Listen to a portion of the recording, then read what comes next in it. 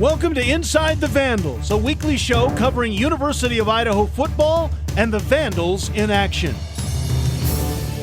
Inside the Vandals is brought to you by the School of Journalism and Mass Media and by the Coeur d'Alene Casino, Hotel, Spa, and Resort.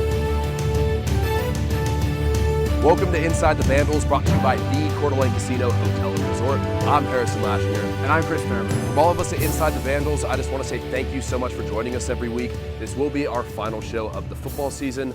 Chris, we're going to be taking on a very intense Sacramento State team right here in the Kibbe Dome in what should be a very emotional day, as all of our seniors will be taking the Kibbe Dome field for the last time. It should be a very interesting matchup. But before we talk about that, we had a chance to travel to Missoula this past weekend to take on the Grizzlies in a game that looked like we had a possible upset in the beginning, then got hit with the penalty bug, and it was just downhill from there. I had a chance to talk to head coach Paul Petrino about that game, our game upcoming against Sacramento State, and the seniors on the team, including his son, Mason Petrino.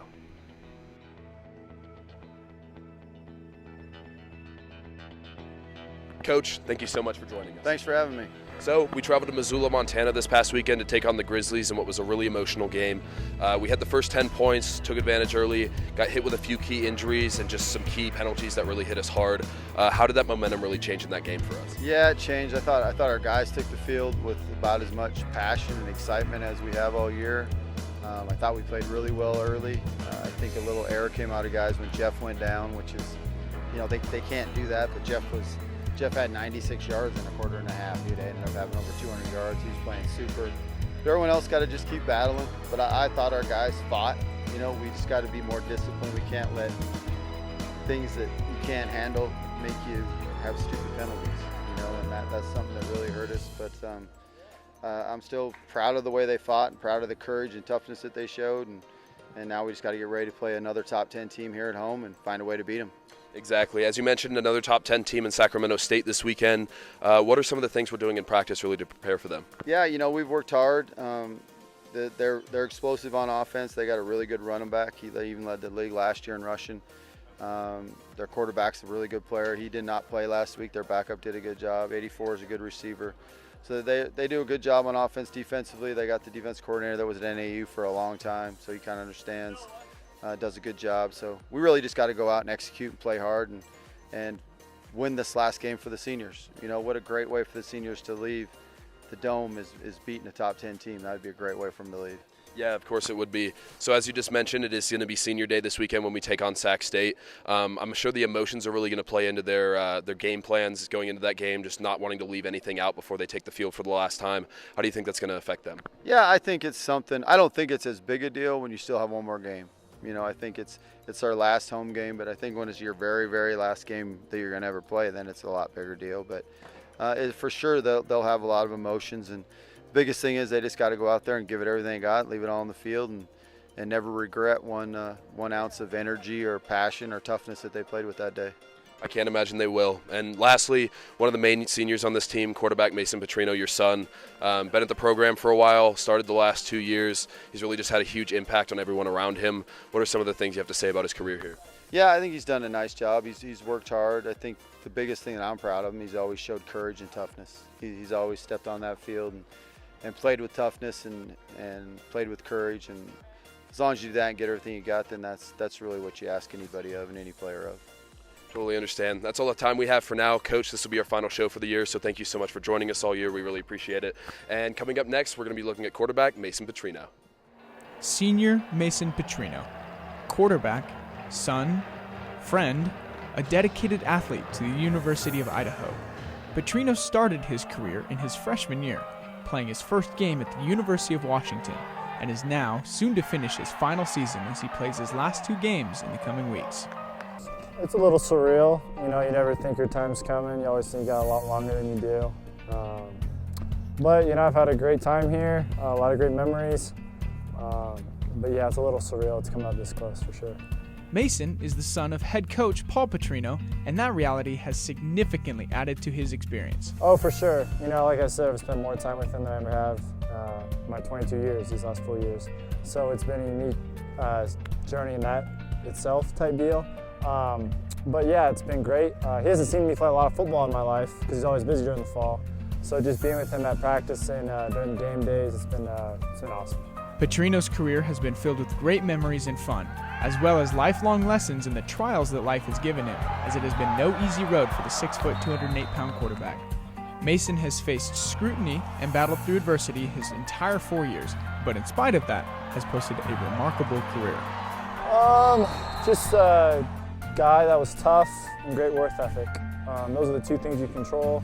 You can't control talent, but I knew out of here once I leave, I'll have no regrets how tough I was and all the work ethic I gave to this university. So those are the two things.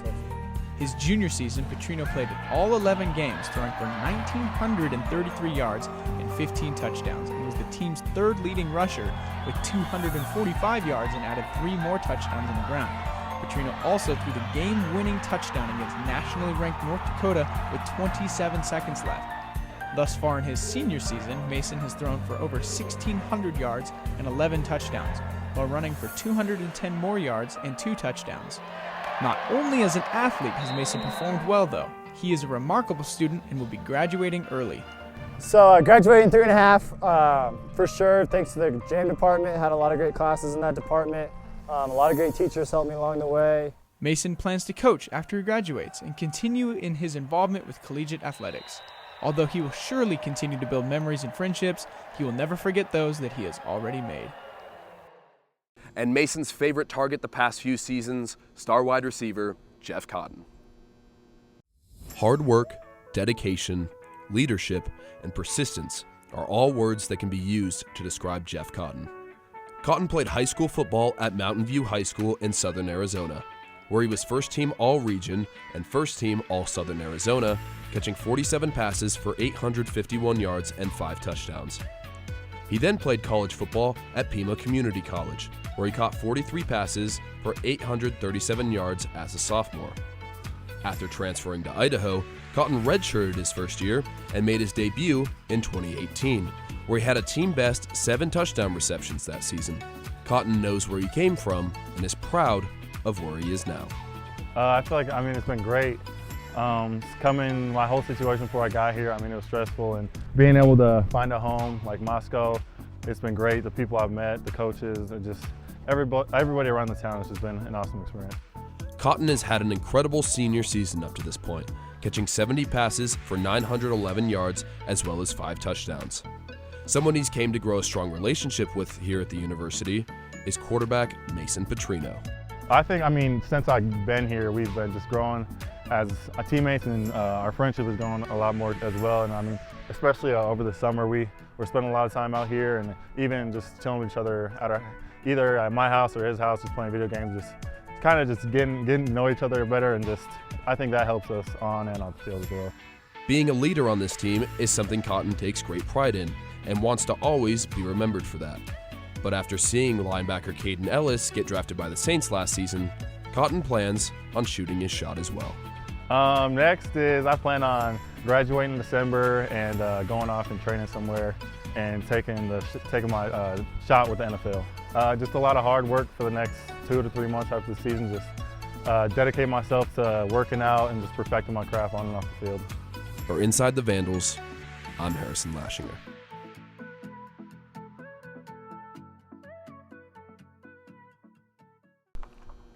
Harrison, Vandal fans have become really accustomed to seeing these two players on the field for the past few seasons for that Vandal offense, and their talents will be greatly missed for years to come.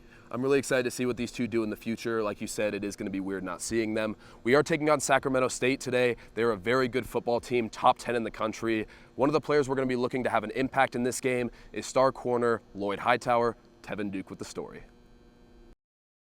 Lloyd Hightower is ending his college career the same way he started it, with an impressive resume and a bright future ahead of him.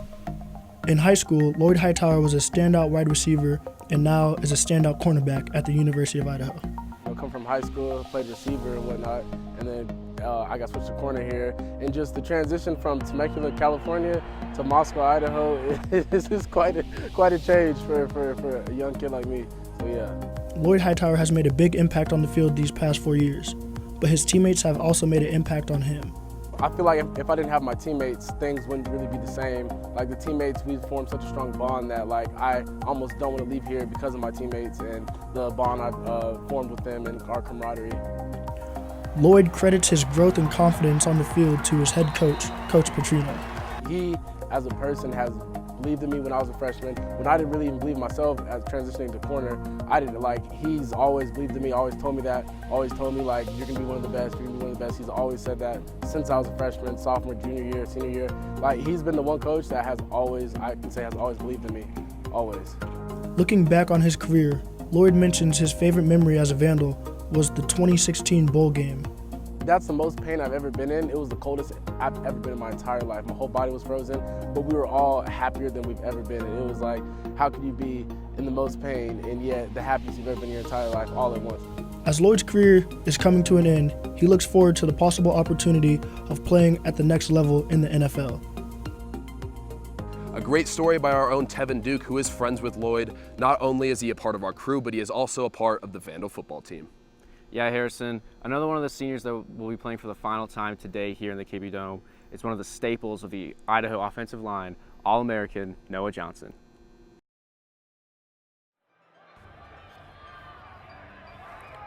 Going into his final home game, All-American guard Noah Johnson has had some time to reflect on these past 4 years as a Vandal.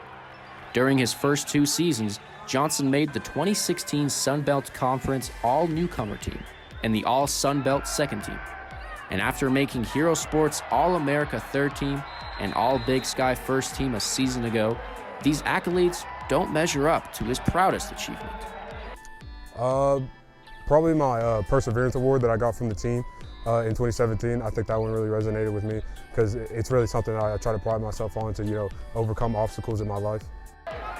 Throughout all the lessons the 6'4", 311-pound guard has learned over the years, it's the small things Johnson has learned that he will never forget. I would probably tell myself to just work hard and never take it for granted because it goes by so fast. Like, you just don't realize, everybody tells you it goes by fast, but you don't realize how fast it goes until you get here.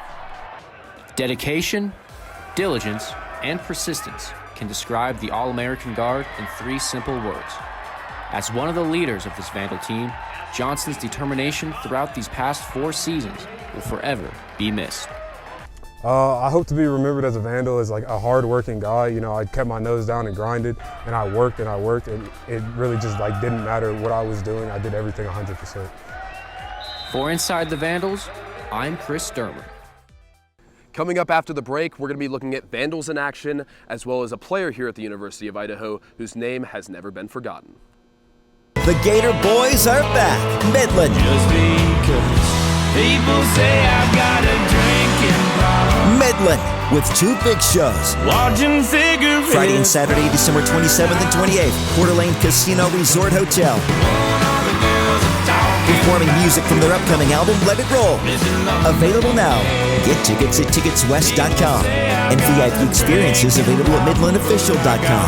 No problem drinking. Midland Live.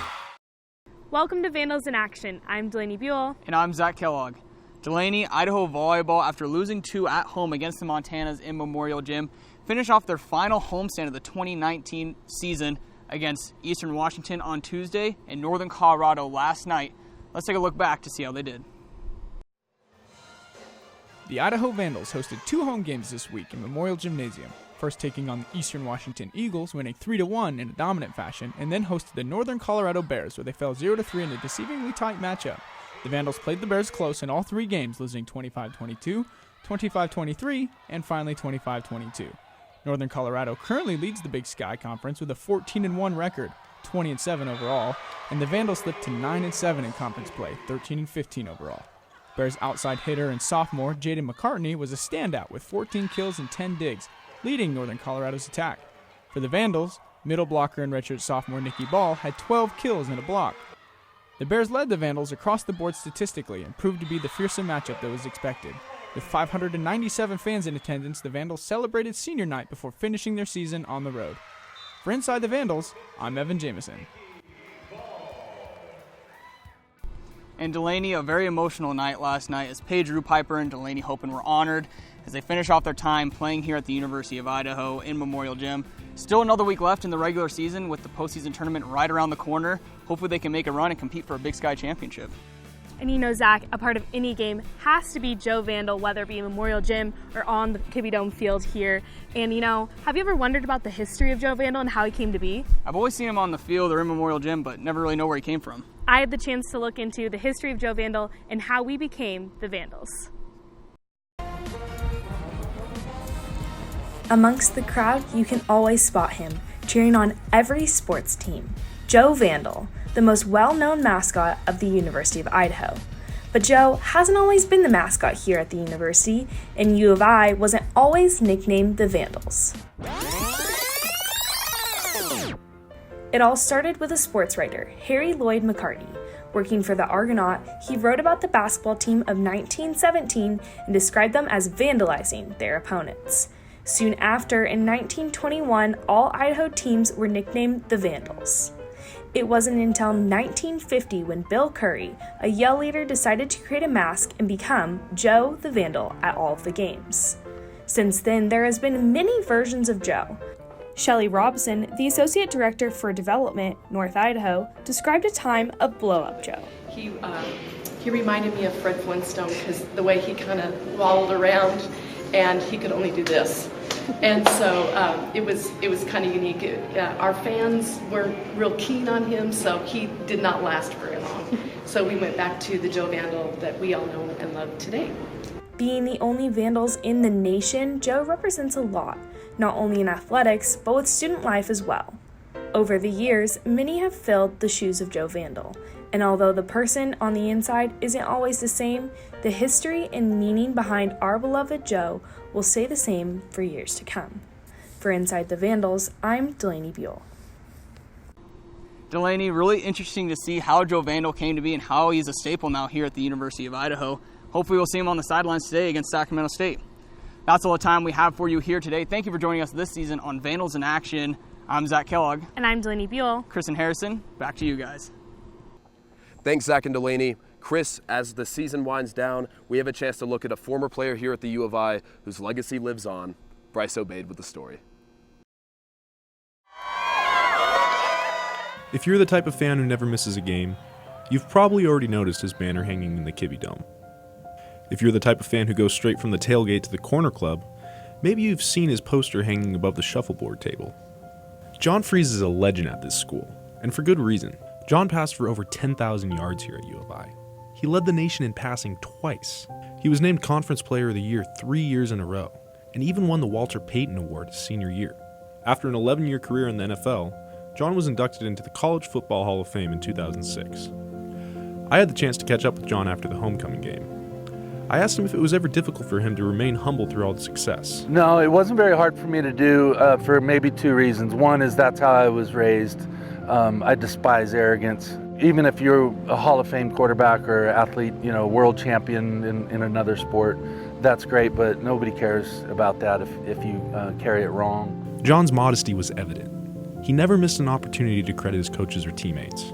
It's a cliche that, my teammates, they help me and the coaches, but it's, I'm so sincere with that those guys made so many plays. Our coaches put us in position to get guys open, and the easy part for me was with protection, with an open guy, I could hit the guy. I would have probably 3 games that really bring back a lot of positive memories, and they were all against Boise State, and it's because I hate Boise State more than anything. I literally hate the city. I played 87, 88, and 89, and 87, that was 7 games in a row that we had beat Boise, and there was so much pressure to not be part of that class, especially my senior class, to break that string. There's nothing like making the crowd quiet there in Boise. It was a lot of fun. As a freshman, Freeze redshirted on the football team. His youngest son, Carter Freeze, is currently following in his footsteps. His desire to be great is second to none. He's very motivated by not receiving a scholarship offer, and his hope is to continue to get better every day, which he has, and hopefully receive a scholarship here. He expects and hopes to win a Super Bowl someday, and I think that you have to strive for that to be great. This has been Bryce Obeid reporting. It's senior day right here in the Kibby Dome. Let's give those seniors one final send-off before it's game time. That's all the time we have for now. Coming up next, Sacramento State versus Idaho right here in the Kibby Dome. Dennis Patchen and Ryan Phillips with the call. Thank you so much for joining us all season. For Inside the Vandals, I'm Harrison Lashinger. And I'm Chris Dermer. And we'll see you next time.